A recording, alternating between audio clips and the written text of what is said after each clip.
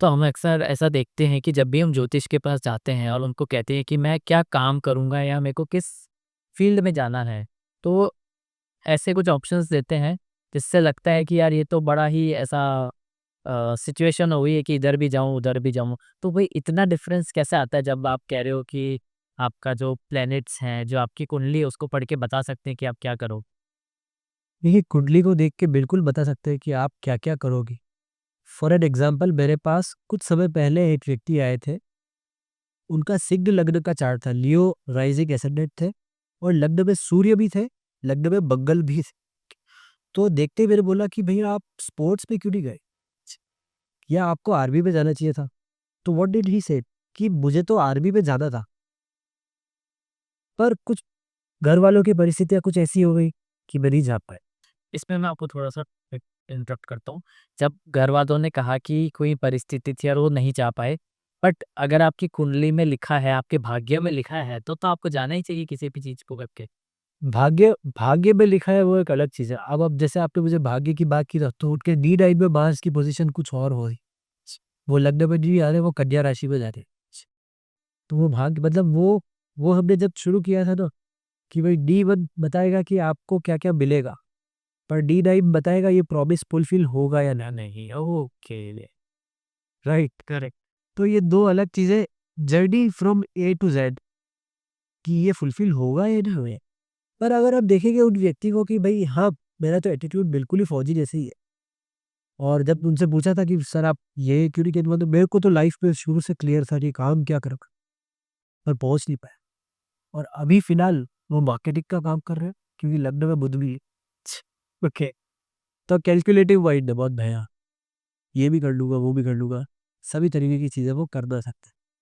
तो कोई ग्रह आपको जब फ़ेवर करता है ना, तो हमें उसके हिसाब से चल लेना चाहिए, हुँ। उसके विपरीत नहीं जाना चाहिए।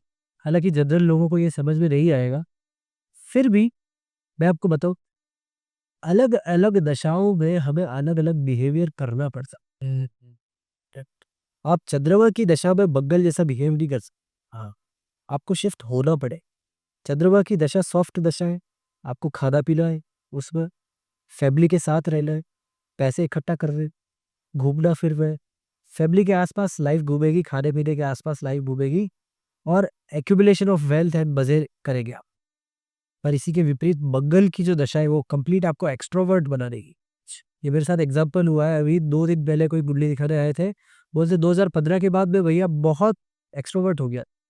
देखते ही पता चला कि तीसरे भाव में मंगल बैठे हुए और वृश्चिक राशि में मंगल थे और बिल्कुल उनको एक्स्ट्रोवर्ट होना था उनका, क्योंकि वो तो एनर्जी है ना मंगल तो अपने आप में। करेक्ट। इस बात से मैं भी रिलेट कर पाया हूँ क्योंकि मैं 2015 या तब तक मैं बिहाइंड द कैमरा काम करता था और अभी देख ही रहे हैं कि बिल्कुल। तो अलग-अलग दशाओं के हिसाब से हमें अलग-अलग अपना बिहेवियर कर लेना चाहिए। आप राहु दशा में बृहस्पति जैसा बिहेव करेंगे कि मैं तो साधु हूँ, मैं तो सबको दूँगा, तो लोग बहुत कुछ लेके चले जाएँगे आपका। जितना ज़्यादा राहु देखिए कॉन्स्पिरेसी का एक प्लैनेट करेक्ट है, राइट? कि भई चीज़ें छुपा के रखना हाँ, और बहुत भयंकर एक कॉन्स्पिरेसी डेवलप करना ताकि अपना काम हो जाए। जुगाड़ बैठाना, तिकड़म करना, ये सब राहु का कार्य है। तो मैं ये नहीं कह रहा कि आप किसी का बुरा करिए, पर आप खुद के लिए एक ऐसी चीज़ डेवलप करिए, एक ऐसी आदत डेवलप करिए कि आपका कोई भी कार्य हो आप किसी को नहीं बता, वो कंप्लीट हो जाएगा तो लोग बाग अपने आप देख लेंगे। तो ही आपकी राहु दशा सक्सेसफुल होने वाली। जितना ढिंढोरा पीटेंगे, उतना खराब हो जाएगी। और फिर बृहस्पति की दशा में अगर आप चाहते हैं अच्छा हो, तो बेनेवोलेंट हो जाइए। आप नॉलेज को इकट्ठा करिए, नॉलेज गेन करिए और आध्यात्मिक हो जाइए। अपने आप बृहस्पति की दशा आपको अच्छा फल दे देगी। एक वो कहते हैं ना कि यार मैंने तो भगवान भरोसे छोड़ दिया है, वो कौन-सी नशा है फिर? भगवान भरोसे तो नहीं छोड़ना चाहिए। अच्छा, ओके। देखिए, 2 तरीके के लोग होते हैं। जो ऐसा बोलते हैं ना कि मैंने भगवान भरोसे छोड़ दिया है, वो कहीं न कहीं शो हो रहा है कि उन्होंने कर्म अच्छे से किए ही नहीं।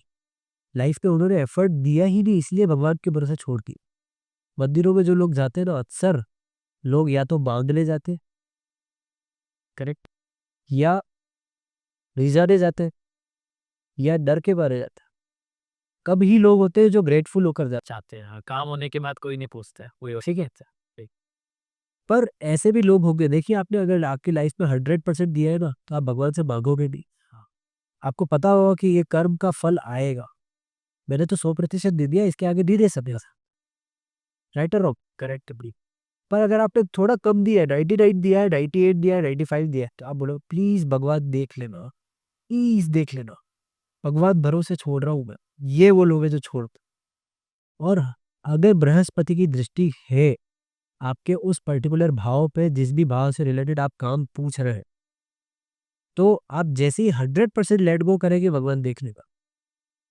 ये वैसे ही है जैसे द्रौपदी और कृष्ण की कहानी। द्रौपदी ने अपनी जब तक साड़ी नहीं छोड़ी ना, तब तक कृष्ण भी नहीं है। तो भगवान भरोसे अगर आपको चलना है, तो साड़ी फिर पूरी छोड़नी पड़ेगी। तो अगर आप द्रौपदी जैसा विश्वास रख सकते हैं, तो भगवान भरोसे जी लीजिए, अदरवाइज भगवान हेल्प नहीं करेंगे।